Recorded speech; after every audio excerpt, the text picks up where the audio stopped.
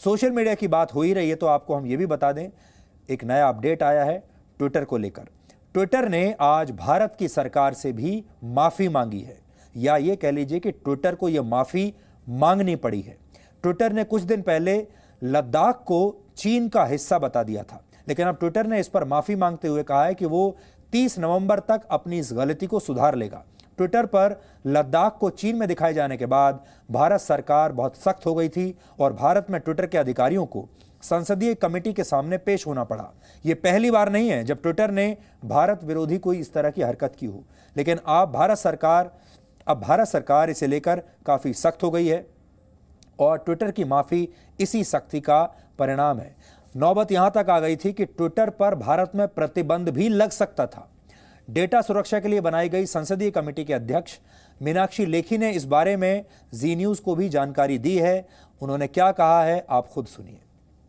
Twitter को हमने जो बुलाया था वो बुलाया था डाटा प्रोटेक्शन के विषय को लेकर, लेकिन उसी समय लद्दाख को चीन का हिस्सा दिखाया गया और एक डाटा मैनिपुलेशन या इनकरेक्ट डाटा वाली बात सामने आई, तो इस बात का संज्ञान लिया गया और ये सवाल उनसे कमेटी के दौरान, मीटिंग के दौरान भी पूछा गया, जिसमें उन्होंने ज़बानी तौर पर माफ़ी मांगी थी, पर बहुत सारे प्रश्न थे, उसका जवाब भी उनसे एफिडेविट की फॉर्म में मांगा था। अब वो एफिडेविट रिसीव हुआ है और उस एफिडेविट में उन्होंने स्पष्ट शब्दों में अपनी गलती का एहसास और हमारी भावनाओं को, हमारी मतलब देश की जनता की भावनाओं को दुख पहुंचाने का माफ़ी मांगी है और साथ ही अपने एफिडेविट के माध्यम से ये भी कहा है कि 30 नवंबर 2020 तक वो इसको शुद्ध कर देंगे।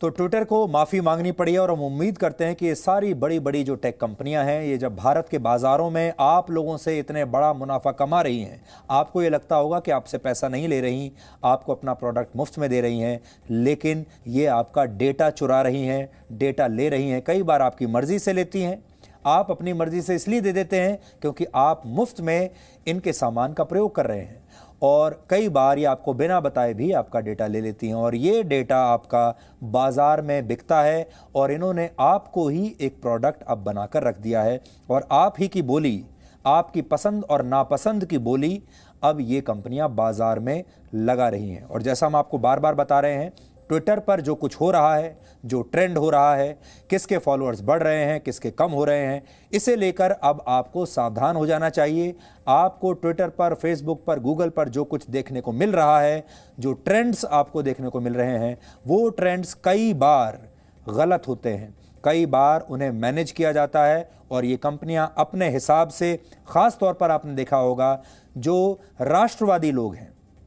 जो देश के बारे में बात करने वाले लोग हैं, भारत के बारे में बात करने वाले लोग हैं, जिन्हें आप राष्ट्रवादी कहते हैं, उन लोगों को आपने देखा होगा अब उन लोगों के ट्वीट्स को या तो दबाया जा रहा है या कई बार उन लोगों के ट्वीट्स को निशाना बनाकर ब्लॉक कर दिया जाता है और उन्हें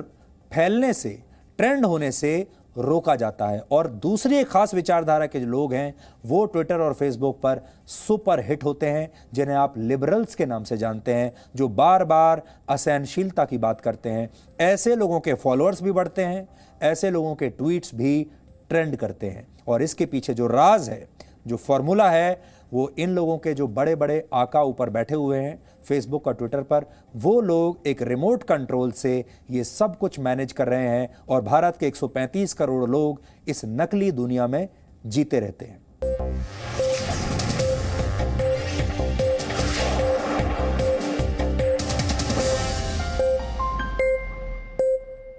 Presenting B News app, available on Google Play and App Store. Download it now.